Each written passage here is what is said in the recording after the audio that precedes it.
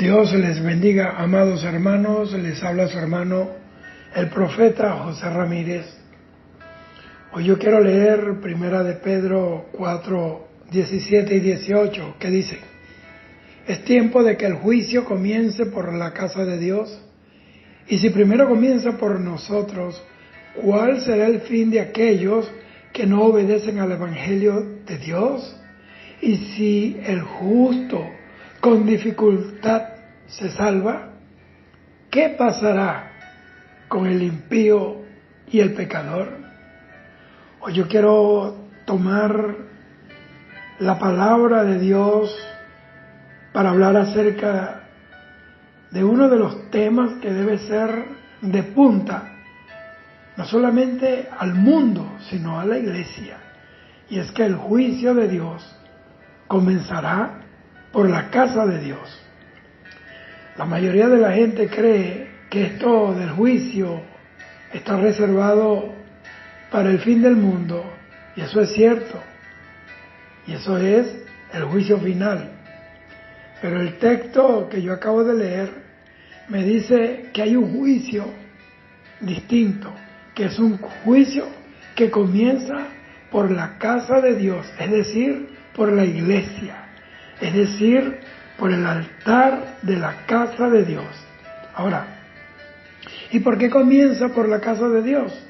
Porque Dios es justo y Él no hace acepción de personas. Así como Él juzgará al mundo un día, juzgará al pecador un día por sus pecados, también hoy Él está juzgando la iglesia.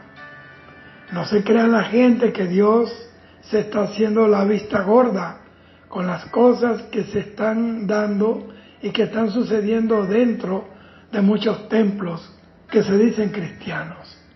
Hoy la iglesia de Jesucristo está bajo una realidad de persecución innegable, de todo tipo, política, de todo tipo.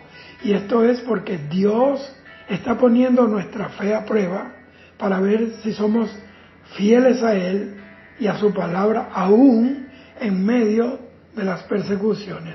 Él dice en Apocalipsis que el que sea fiel hasta la muerte, este será salvo.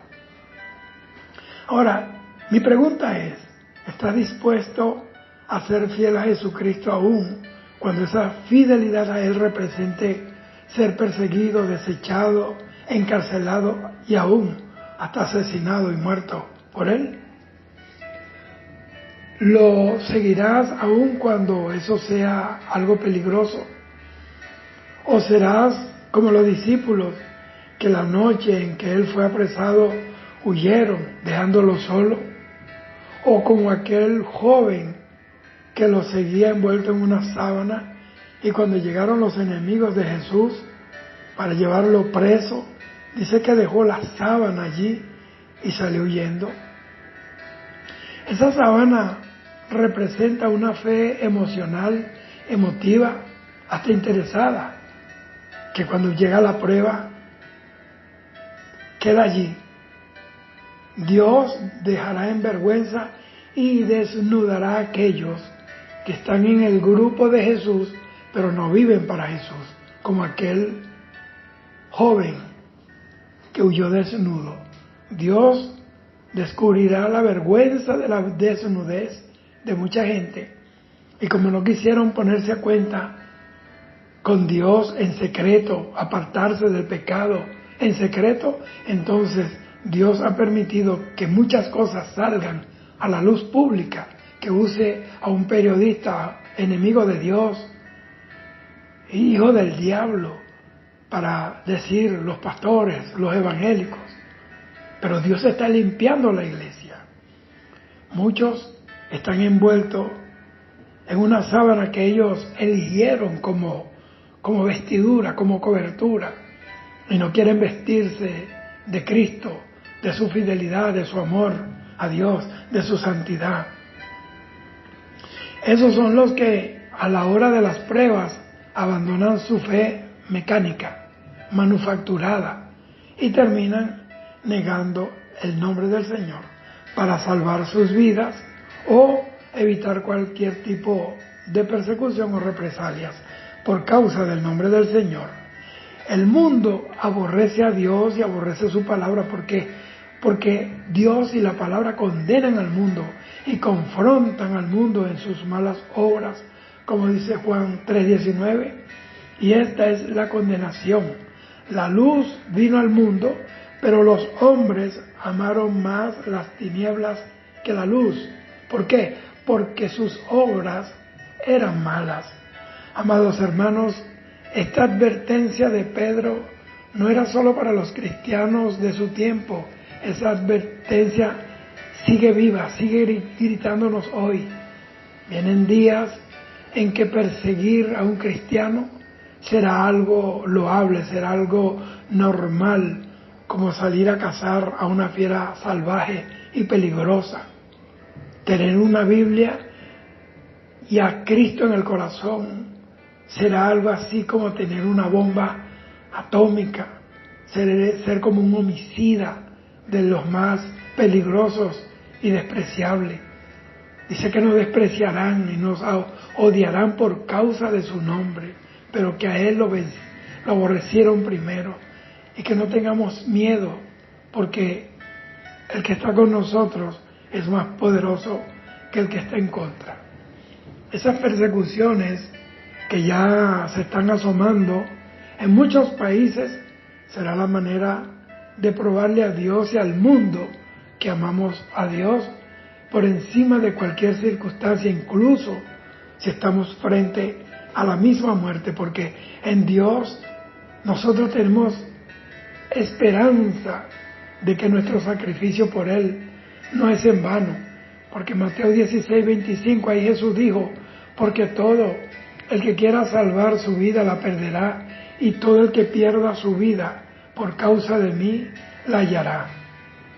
Esta es una promesa que el mundo jamás podrá entender, ni científicamente, ni sociológicamente, ni psicológicamente, como tampoco entenderá por qué millones de cristianos han dado su vida por aquel que murió por amor a nosotros, de cómo ellos prefirieron ir a la hoguera de la Inquisición de la Iglesia Católica antes que negar al Señor.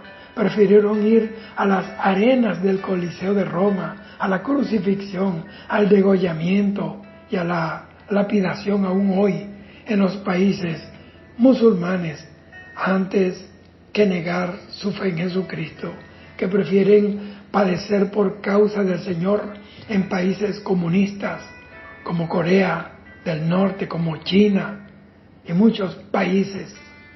Esto no lo podrían entender un mundo cegado por el pecado, de cómo los cristianos van a las puertas de la muerte misma y aún van alabando y glorificando a un Cristo vivo que ellos no pueden ver porque no lo conocen como lo que en realidad es. Jesucristo es el Hijo del Dios viviente y resucitó de la tumba, de la muerte, y estará con nosotros todos los días aquí en esta tierra hasta el fin del mundo. El Evangelio verdadero de Jesucristo no es una pasarela de placeres o es un camino empinado, difícil y poco atractivo para el hombre que no le ve el sentido de llevar la fe en Jesucristo hasta la muerte, si fuera preciso. Es evidente que en tales pruebas no todos van a pasarla. Jesús advirtió que pocos alcanzan este objetivo.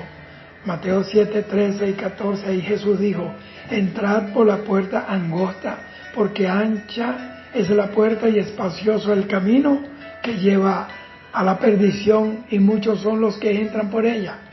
Pero angosta es la puerta y angosto el camino que lleva a la vida, y pocos son los que la hallan. Desde el Antiguo Testamento nosotros vemos que no todos entran en el camino de la obediencia a Dios. Por ejemplo, vemos que cuando Dios sacó a los israelitas de la tierra de Egipto, de tierra de esclavitud, solo 2 hombres adultos de esa generación pudieron entrar en la tierra prometida. Me refiero a Josué y a Caleb. Los únicos dos de los 12 espías que fueron a reconocer la tierra prometida, que hablaron diferente, que hablaron conforme a la promesa, que le creyeron a Dios. Pedro nos dice que entrar al cielo no es tan fácil, porque él habla ahí sí con dificultad. Y es que el cielo no es una meta religiosa, es el lugar en donde mora la presencia de un Dios santo. En Apocalipsis 21-27 dice que en la Nueva Jerusalén no entrará cosa inmunda o que hace abominación y mentira, sino solamente los que están escritos en el libro de la vida del Cordero. Para entrar allá al cielo y ser ciudadanos de la Nueva Jerusalén, no vale religión sino relación con Dios. No vale argumentos humanos sino fe en Jesucristo. No vale obras sino frutos dignos de arrepentimiento. No se entra ya acompañado de una pandilla de santos y de ídolos muertos que los hombres han inventado aquí en la tierra, sino tomados de la mano de Jesucristo, que dice la Biblia que nos presentará delante de su Padre con gran alegría.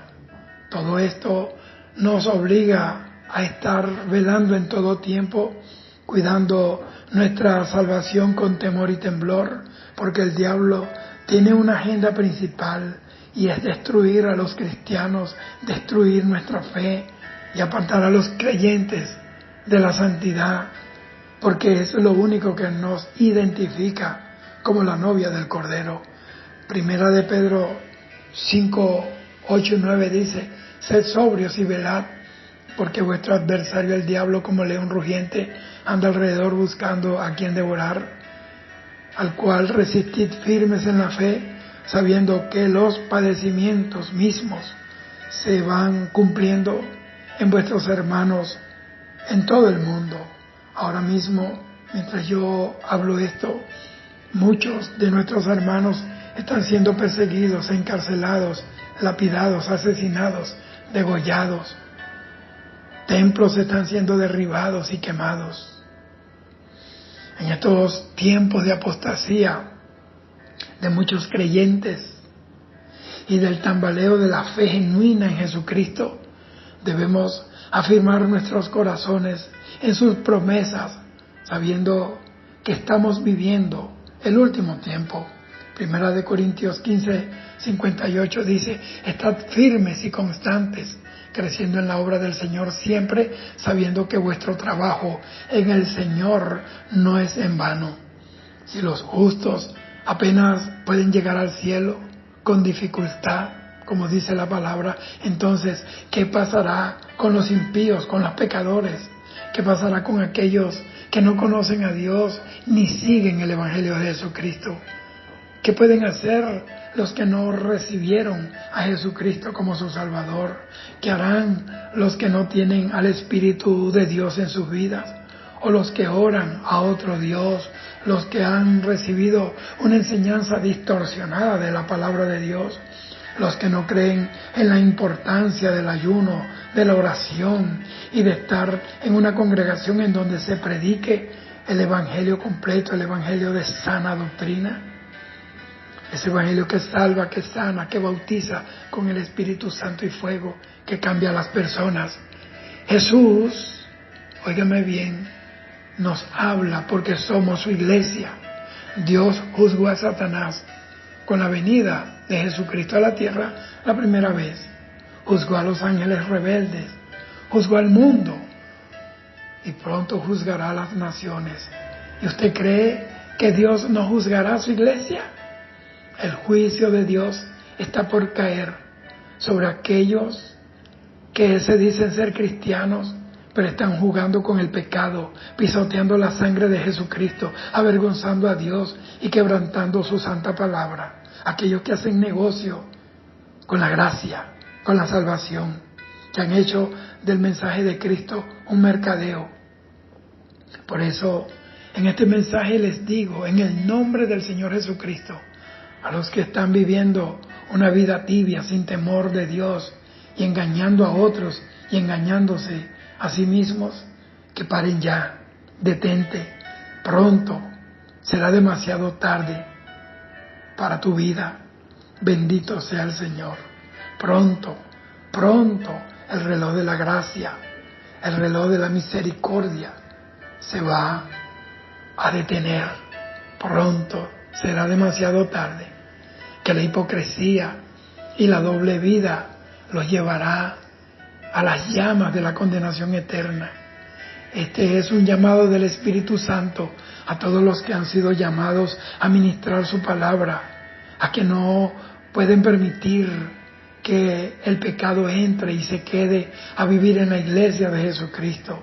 No podemos tolerar el pecado en los atrios de nuestro Señor Jesucristo. Eso traerá consecuencias a estos ministros complacientes, sin carácter ni templanza del Espíritu Santo, que dejan que el diablo meta sus doctrinas de demonios y desvíe a los creyentes del camino de justicia.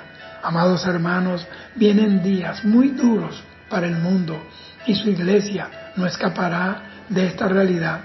Y la única manera de que podamos soportar esos días de tinieblas que pronto se manifestará en el mundo entero será viviendo en santidad y escondidos en la presencia del Señor Jesucristo, en comunión con su Santo Espíritu.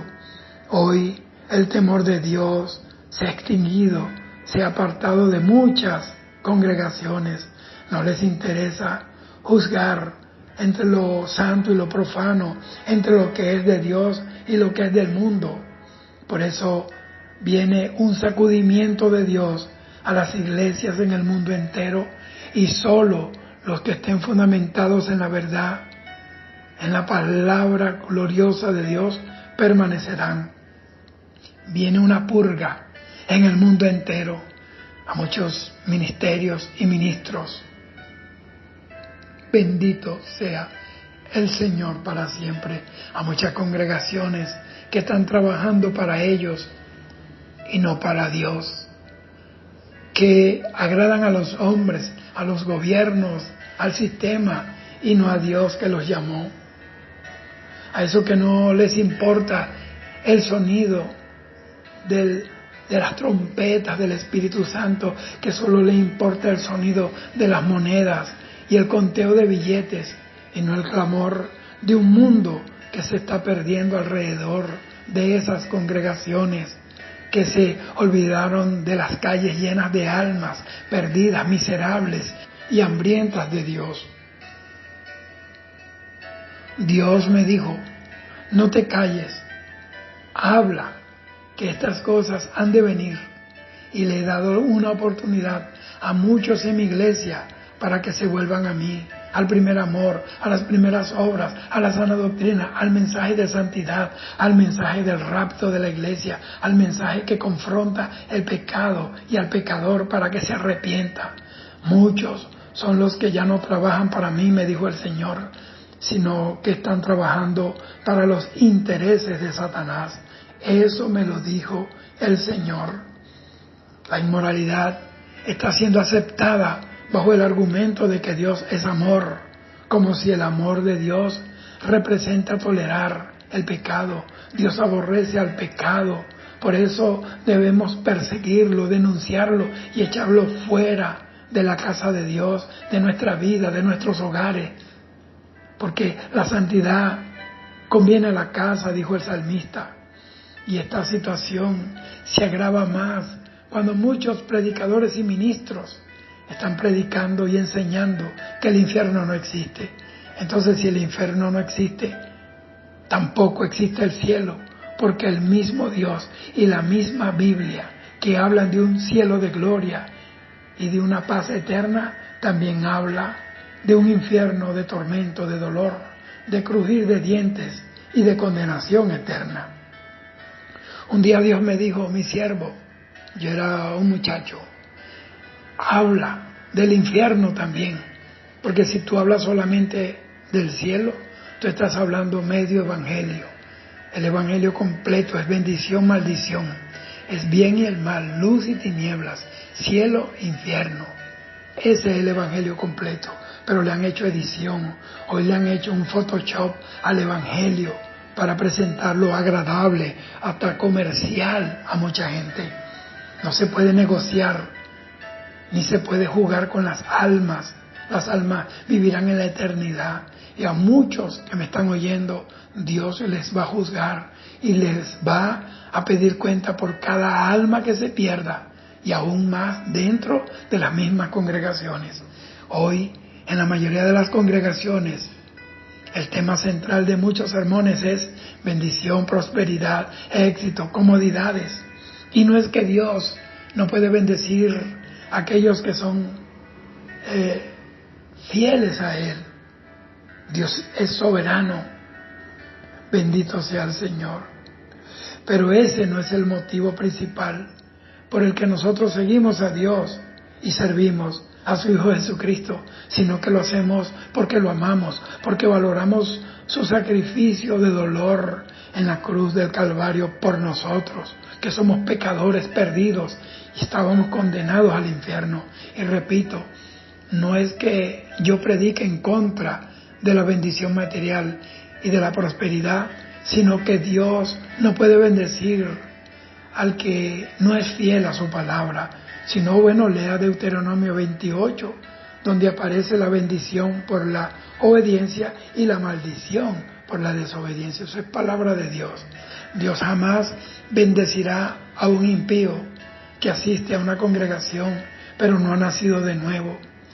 Nunca bendecirá a quienes llevan una doble vida, a quienes se ahogan en páginas pornográficas y después el domingo suben al altar a predicar de la santidad de Dios. Hay supuestos cristianos que leen el horóscopo, que mandan a echarse las cartas con un astrólogo, que hasta van a un brujo a que le hagan una limpia. Yo he tenido que bregar duro en iglesias y en campañas con personas que se les manifiestan los demonios, precisamente por haber asistido y practicado estas cosas que van en contra de la palabra de Dios. Muchos ya murieron repentinamente sin darle tiempo de arrepentirse y están en las pailas del infierno porque jugaron con Dios. Así que nadie me diga que Dios no hace juicio en la casa y en su altar, sino entonces, dígame usted, ¿quién mató a Ananías y a Zafira? Por una mentira. Hechos capítulo 5. ¿Quién mató a Nadab y Abiú en el altar del templo de Dios por ofrecer fuego extraño? Estos dos eran sacerdotes, hijos de Aarón, el sumo sacerdote de la tribu de Leví. Es este mensaje blandengue y apoyador del pecado el que ha invitado a Satanás y a sus demonios a invadir la casa de Dios. Pastores, oigan bien lo que les dice el Espíritu Santo: cuiden la iglesia de Jesucristo, cuiden la sana doctrina, no toleren el pecado a nadie. Fuimos llamados a ordenar la casa de Dios con la plomada de su palabra, por su Santo Espíritu. Jesús reprendió a los fariseos de su tiempo, al igual que lo está haciendo con los fariseos de hoy. En Mateo 12:34, cuando le dijo: generación de víboras, ¿cómo podéis hablar lo bueno siendo malos? Bendito sea el Señor. Dios no puede bendecir a un pueblo lleno de soberbia, como el que vemos hoy, en el que vale más la posición económica de la persona, el modelo del carro que posee y la mansión en donde vive, que el valor del alma lavada por la sangre de Cristo, donde se hace acepción de personas, donde hay una clasificación por cuestiones socioeconómicas, donde los pobres ni siquiera los miran y los ricos, no importa en qué pecado anden, los sientan en los lugares eminentes y hasta le dan cargos. Bendito sea el Señor. En estos días parece que es un requisito hacerse llamar de títulos teológicos que llamarse hijo de Dios. Ya no importa el ser llamado por Jesucristo al ministerio, sino que en cualquier congreso apostólico y profético regalan títulos de apóstol o de profeta. Y cuando digo regalan, no es que lo regalan, no es que es gratis, ellos tienen que pagar una matrícula, pero lo regalan porque es el hombre que se lo está dando y no Dios. Y es que ellos parece que no saben lo que dice Hebreos 5:4. Y nadie toma para sí esta honra, sino el que es llamado por Dios, como lo fue Aarón. Es Dios el que llama. El llamamiento es una honra. Bendito sea el Señor. Por eso ellos están deshonrando a Dios, porque Dios no los llamó. Y Pablo, apóstol de Jesucristo, dijo en Gálatas 1:1, Pablo, apóstol, no de hombres, ni por hombre, sino por Jesucristo y por Dios Padre, que lo resucitó de los muertos. Y en Efesios 1:1, Pablo dice, Pablo, apóstol de Jesucristo, por la voluntad de Dios. Y así, muchos supuestos ministros no los llamó Dios, sino ellos mismos, porque vieron el Evangelio como un negocio del engaño para sacarle el dinero a la gente. Judas, versículo 16 al 25, Judas tiene un solo capítulo. Ahí dice, estos son murmuradores, querellosos, que andan según sus propios deseos, cuya boca habla cosas infladas, adulando a las personas para sacar provecho. Pero vosotros, amados, tened memoria de las palabras que antes fueron dichas por los apóstoles de nuestro Señor Jesucristo, los que os decían, en el postrer tiempo habrá burladores que andarán según sus malvados deseos. Estos son los que causan divisiones, los sensuales, que no tienen al Espíritu. Pero vosotros, amados, edificaos sobre vuestra santísima fe, andando en el Espíritu Santo, conservaos en el amor de Dios, esperando la misericordia de nuestro Señor Jesucristo para vida eterna. Algunos que dudan, convencerlos; a otros salvad, arrebatándolos del fuego; y de otros tened misericordia con temor, aborreciendo aún la ropa contaminada por su sangre. Y aquel que es poderoso para guardaros sin caída y presentaros sin mancha delante de su gloria con gran alegría, al único y sabio Dios, nuestro Salvador, sea gloria y majestad e imperio y potencia, ahora y por todos los siglos. Amén. Eso es lo que la palabra de Dios dice. Estos son los que cuando se les descubre su pecado, me refiero a los ministros que se llamaron solo, causan bochorno al Evangelio y al nombre de Jesucristo. Dios nunca los llamó, y en cambio hay muchos que sí Dios llamó, pero se desviaron por causa de la fama, de las cosas materiales, por agradar a los hombres y no a Dios.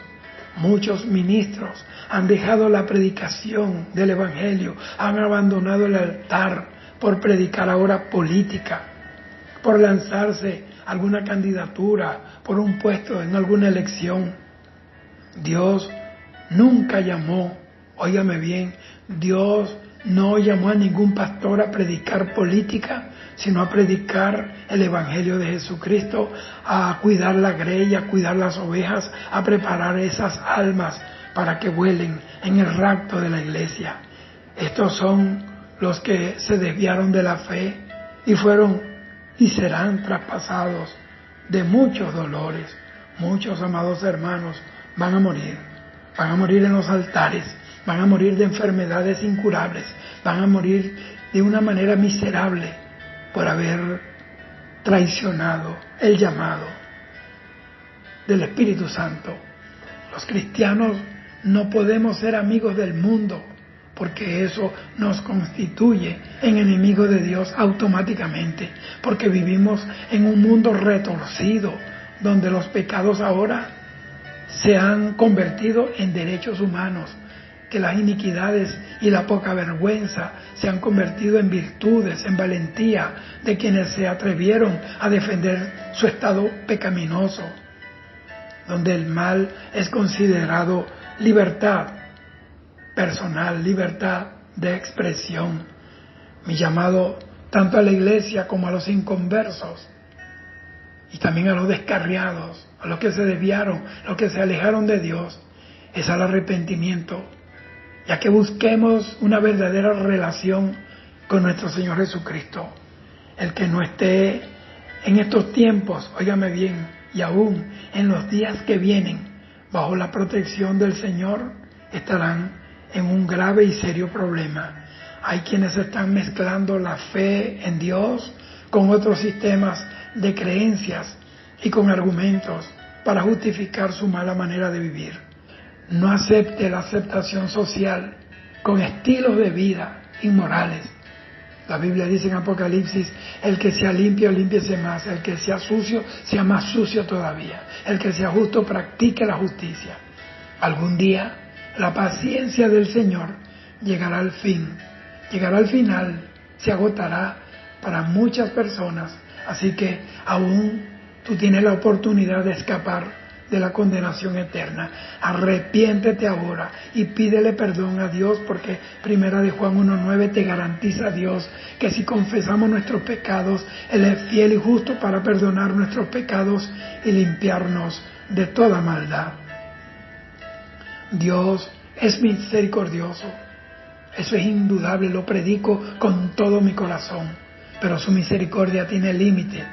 Dios advirtió a la generación de Noé de que vendría un diluvio universal que acabaría con toda vida sobre la tierra por causa del pecado y la violencia, pero ellos no escucharon la advertencia de Dios y no atendieron a la prédica de Noé, pregonero de justicia, como tampoco hoy quieren atender el mensaje de los predicadores verdaderos de Dios. Dios dijo allá en Génesis 6, no contenderá mi espíritu con el hombre para siempre.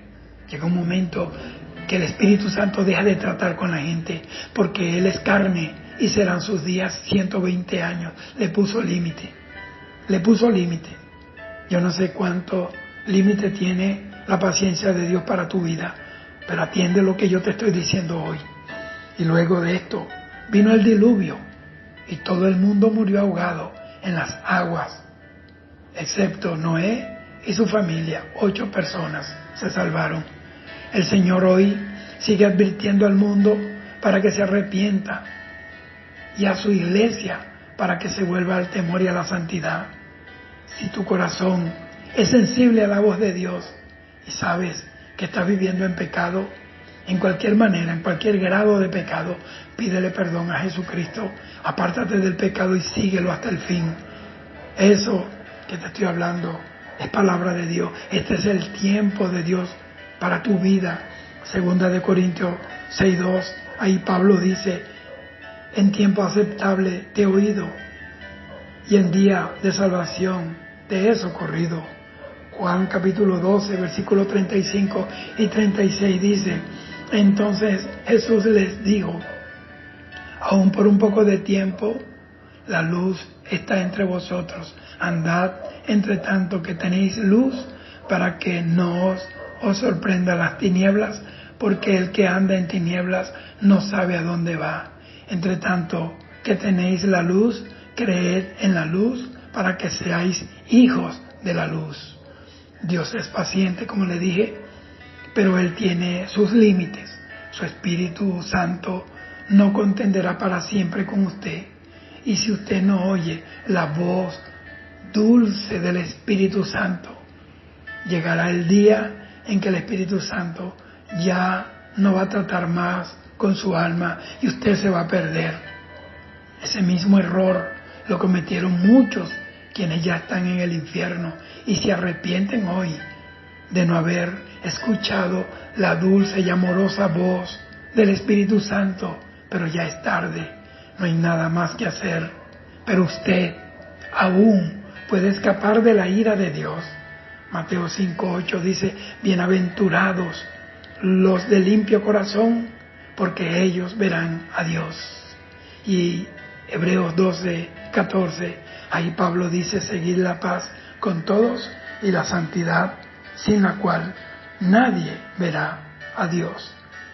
Este es el mensaje que el Espíritu Santo nos da a ti y a mí para que nos alertemos, para que despertemos, para que nos apercibamos. Estamos en los tiempos del fin.